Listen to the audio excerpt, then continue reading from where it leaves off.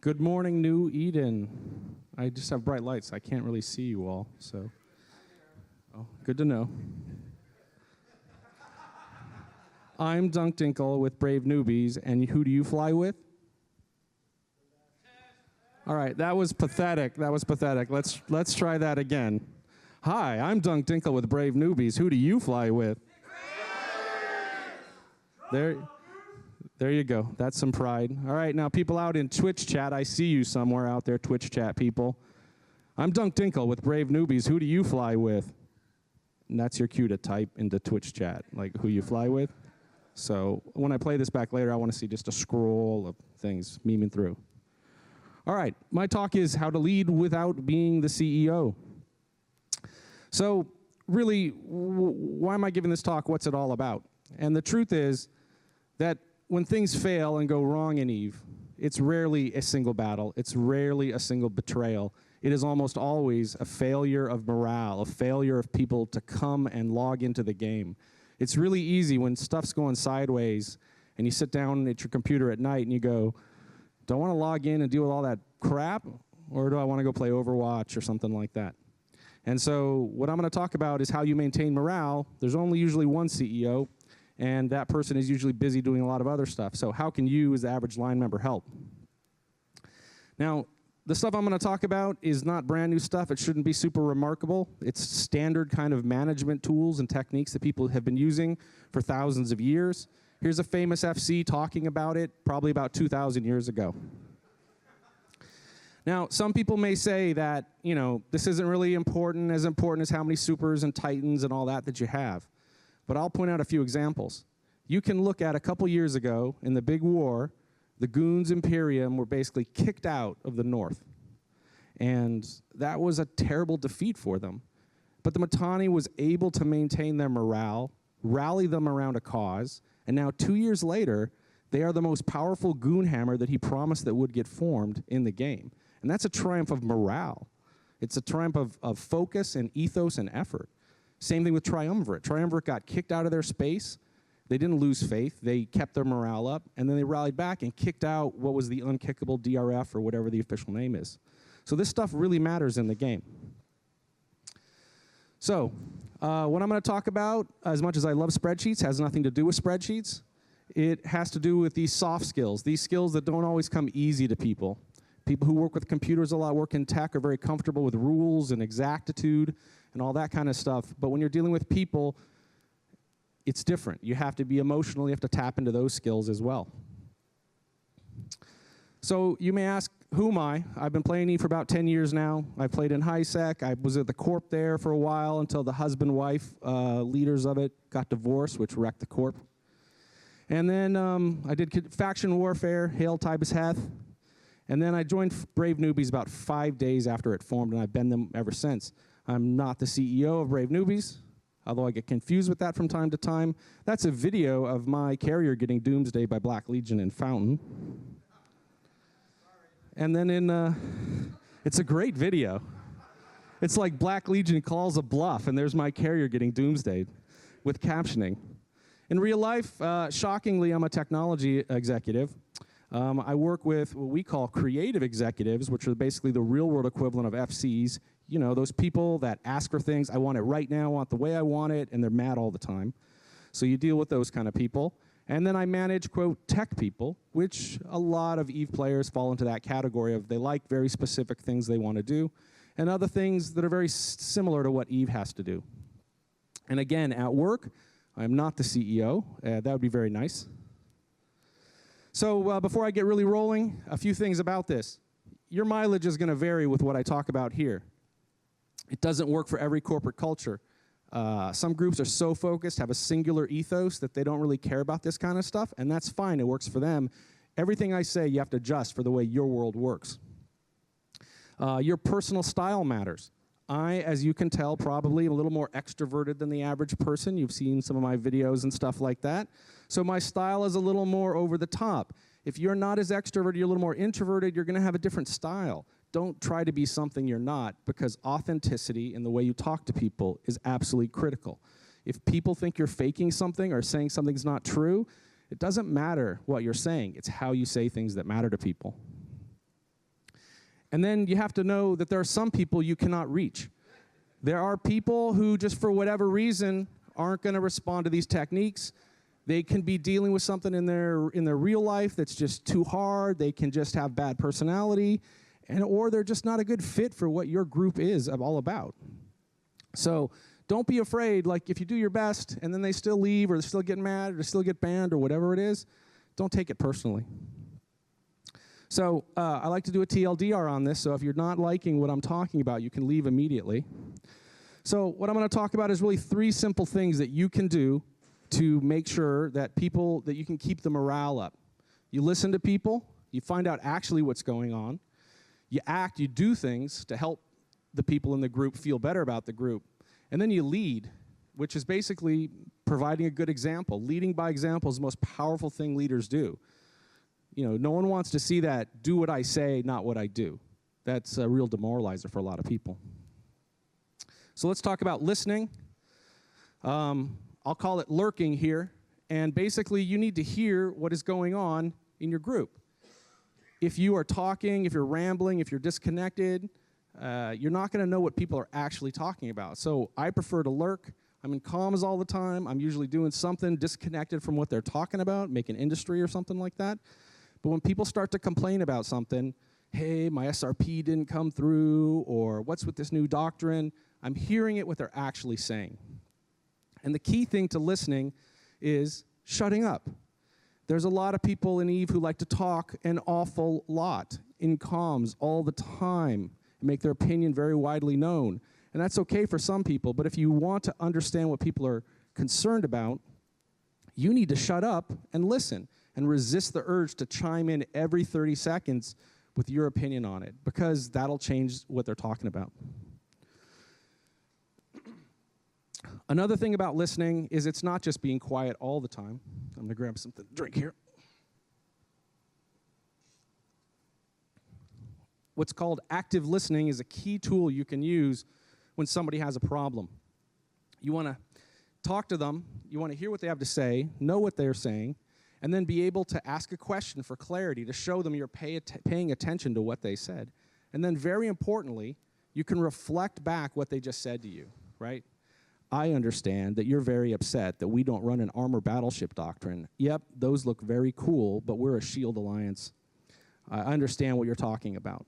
Now, you don't have to fix their problem. You don't have to make it better. You don't have to offer a solution. You have to tell them how to fit their ship. All people mainly want to do is be heard. A lot of times, all people want to do is vent. And if you can listen to someone vent and not take it personally, if you can let people have their say, they just want to get it off their chest, right? Why did you let my Rorqual die? You know, those kind of things happen, and they just want to get it off. And for a lot of people, they don't even want it fixed. They don't even want the problem repaired. All they want is a chance to say their feelings, to let that out. And when you're sitting by yourself in a room playing a computer game and you're frustrated, there's no one to yell at in your room with you. So if you can be that person that lets them vent, it's going to let them get back in the flow of the game that much easier. Another time I recommend you stop shutting up and start talking is to squash drama. Drama leads to low morale. Drama leads to all kinds of problems in the game. And so there's a lot of ways to do this. If you think the only way to squash drama is to chime up and beat the person down verbally or type a lot in your Discord or Slack, that's not the case. Oftentimes you want drama to go away just like that whole, the movie Squirrel. You want people to be distracted. So there's a lot of ways to do that. Some people use humor. Some people use dragging someone to another place in comms and saying, hey, I really want to hear more about why you're upset that we aren't, running armor supers instead of shield supers, or whatever their concern is. Take them out of it. Or I understand why you think this is all a scam to make the leadership have more plex, but let's hear what you have to say. You want to squash drama before it spins up, because if you haven't noticed, Eve is a game with a lot of tinfoil in it. And people love it. Go look at our Eve today. It is like the frickin' tinfoil central. All right, the next thing to talk about is acting. What can you do? And a lot of this is really the basic stuff. These are doing small favors for people that know that you give a crap about them. Lighting a sino for someone makes a huge difference to them. For a lot of people, these capital ships are a huge investment of their time and resources. They want to be careful with it. They want somebody who takes time out of their thing to light a sino for them or provide boosts on a mining operation. You're not going to make a whole bunch of extra money because you're the boosting ship, but those people will. And if you're that new player in a venture and your output just got increased by 20% because someone showed up in a porpoise, you're going to remember that. You're going to remember that those people helped me get started. Flying Logi helps. The market is a huge thing. If there are modules on the market, people are happy. When they can't get what they need, they're unhappy. So, this assumes you have some money, you have a little resource, you have some experience, but if you can supply markets even or put fitted ships on contracts, those things are huge morale boosters to people because they feel that somebody cared, somebody put some energy in, and they can participate in that. Another thing I want to talk about is acting privately. And to talk about that, I'll talk about social signaling. So most people here on the Facebooks, the Twitters, the Instagrams, all that kind of stuff. And you see a lot of this where someone professes how outraged they are or how supportive they are. And you realize they're putting that up there because they believe that, but they're also putting that up there so they show other people their virtue, how they feel about a topic. And that happens in these human relations as well. When someone loses a ship and you very publicly and dramatically say, I, the beneficial person, very publicly will give you your replacement hurricane, people are appreciative of that. They do appreciate that you gave them a hurricane, but they also realize, because we're humans and we know the way humans work, that part of that is you showing off how magnanimous and generous you are to other people. And people go, okay, I get that, I appreciate it. But they know that part of the reason is you wanted to show off that you were a generous person. If you do these things privately instead of very publicly, the person knows innately that you were doing that specifically and solely for that one person's benefit. You're not doing it to get publicly known, to get recognition or any of those things. And it sends a much more personal signal to that person that you care about that individual. Does that make sense at all? And so, again, it's a subtle thing, and it kind of goes against the kind of current paradigm of make everything public and put everything out on social media and make it in your comms and discords of all the things you've done. But if your intent really, truly is to keep morale up and create those individual bonds between people in the group, doing things privately matters a tremendous amount more than doing things publicly. And it seems counterintuitive, but that's really how you form those permanent bonds going forward. And then another thing I'll talk about is praise. Praise is a very rare commodity in EVE. Most of the things people talk about are failures, or they're making fun of something, or they're memeing on something. And that's all good. That's part of our culture. But if you want to motivate people and get people to adhere to your ethos, to adhere to your group, hearing the words publicly said about how good somebody did at something, you hear a lot of this at the end of a fleet. Thanks, FC, thanks, FC, thanks, FC, thanks, FC. But there's a lot of people that went into making those fleets happen. The person who lit the sino, or the scout who went gate to gate and got blown up 2 jumps before the actual fight happened and didn't get to participate in the fight. But if they weren't scouting, you wouldn't have had the fight. There's a lot of things people do that deserve praise, and the more you can single someone out and say, hey, so-and-so did a great job with that, it makes them feel fantastic. Everyone likes to see their name in lights. Everyone wants to hear that they're the hero of the story. And so when you can praise someone, it makes a big difference. And then again, I'll come back to squashing drama. If you're going to do these things, if you're going to talk, you have to speak clearly and with authenticity. You can't spin people. You can try, but you're not going to get the same effect, because humans are the best detectors of bullshit on the planet. And if you're getting spun, you know you're getting spun. And it kind of like, why are they spinning this? So it's okay to say, no, we didn't win the fight. We didn't hit the objective. We didn't win the ISK. We lost this fight, but we had fun. Better luck next time. No one wants to be bullshitted on these kind of things. So if you're going to try and squash drama, you have to come from a place of authenticity and truthfulness. Otherwise, people will see through it in a second, and they'll start to wonder, why? Why is my leadership lying to me? And when that thing gets infected in people's heads, it's very hard to get that out. Let's talk about leading for a little bit. The first thing you can do, and it doesn't come naturally to a lot of EVE players, is avoiding negativity. It is very easy to poke holes in everything. Again, check our EVE. If you want to keep morale up and lead, you have to offer solutions, you have to be positive, you have to have an outlook that isn't unrealistic, but is something that is like, we'll make the best of this, or you have to find a way to avoid being Debbie Downer. And it doesn't come easy because we're a cynical group that play EVE. We're in this grim, dark universe. But again, if you want morale up, if you want people to believe in your group, if you want people to log in and do things, you have to keep them thinking positive about not just your group, but the game. Now, every group has their own ethos, and by that, I mean their raison d'etre. If you're in Wingspan, it's about torpedo delivery, right? If you're in one of the high-sec incursion groups, it's all about that maximizing that ISK per hour. If you are in nullsec and it's solve warfare that you're after and you're a capital gameplay person, it's all about when do I get that chance to drop. So you have to lead by example. So if you're a group that's all about delivering torpedoes in wormholes to people, then you better be out there delivering some torpedoes. No one wants someone who sits on the sidelines and doesn't participate, doesn't know what the group is about, acting and doing things in the game. All of the things I've talked about here, as the people from Brave can attest, I think I have broken every single one of the things that I've talked about here. There are some epic dunk rants on probably SoundCloud here of me getting extremely heated and screaming at people where I'm getting told to chill out. I'm not happy that I've done that, but I'm a real person and I've done it. And you're going to get angry in this game. You're going to get angry at things. If you, as someone who has a position of kind of respect or authority in a group, you get angry and you start getting negative and you start slamming people, getting your respect level and all that back up and getting the group feeling back up after you've done that is a much harder slope. It's 10 times harder to build respect than it is to destroy it. So it's difficult, but it'll destroy your reputation in one fleet. There's a lot of fleet commanders are known for their anger in singular fleets. It gets snipped out of context and, again, posted to Reddit, and then that's the paradigm people think about them. So be careful with your anger.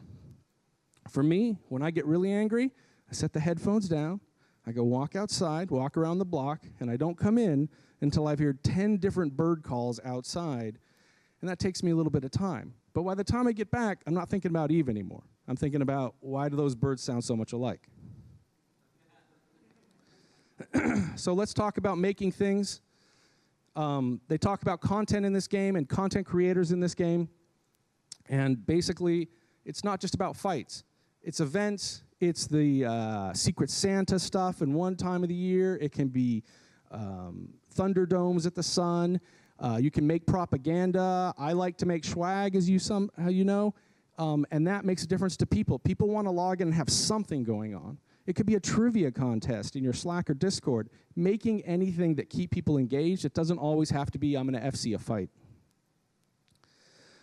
Let's talk about propaganda. Mascots and memes are some of the most powerful things in our community right now. When you see these icons, you instantly know who they are. You know what they stand for. You know their players. You know the fights they've been in. You have a feeling about those things. And that's a powerful thing. If your group doesn't have something that you can rally around as an icon, you're missing out. Because as we know in the real world and in EVE, flags, symbols, these are some of the most powerful things in human society to keep people motivated and feel that they have allegiance to. If you go to these, like there's the PL flag right there. You go to Bort Fort, there's literally gigantic dinosaurs walking around. There's the Horde flag over there.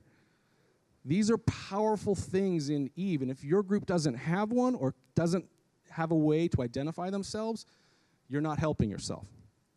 But it's a two-edged sword. Mascots and memes can work both ways.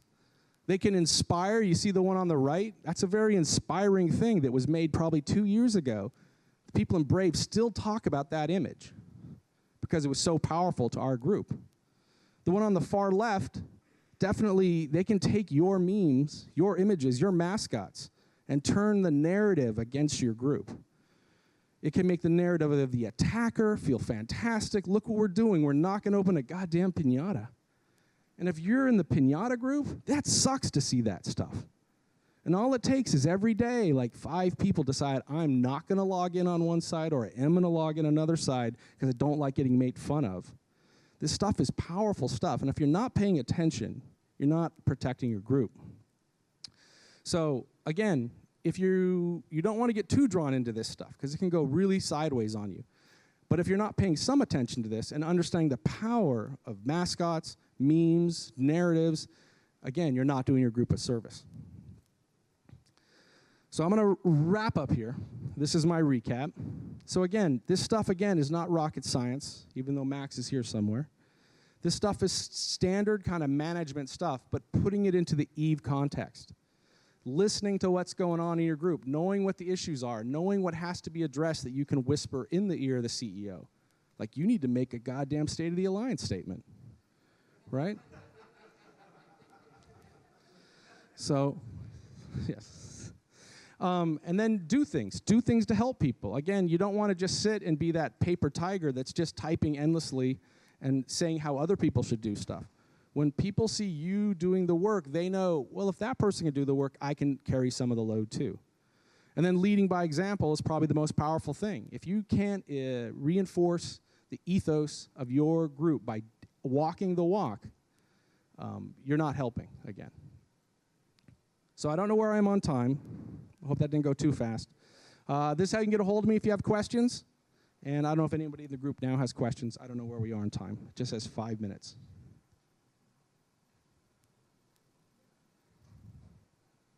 No questions?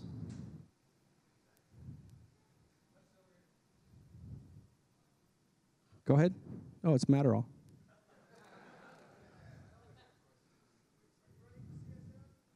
The question is am I running for CSM?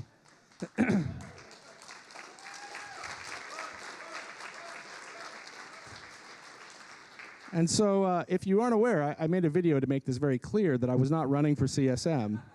I apparently have failed in that video to make it clear my position. Yes. Any other questions? Well, that would be hilarious, but that would be up to CCP. All right, there's these giant bright lights in my face. I feel like I'm being interrogated. Celine, what can you...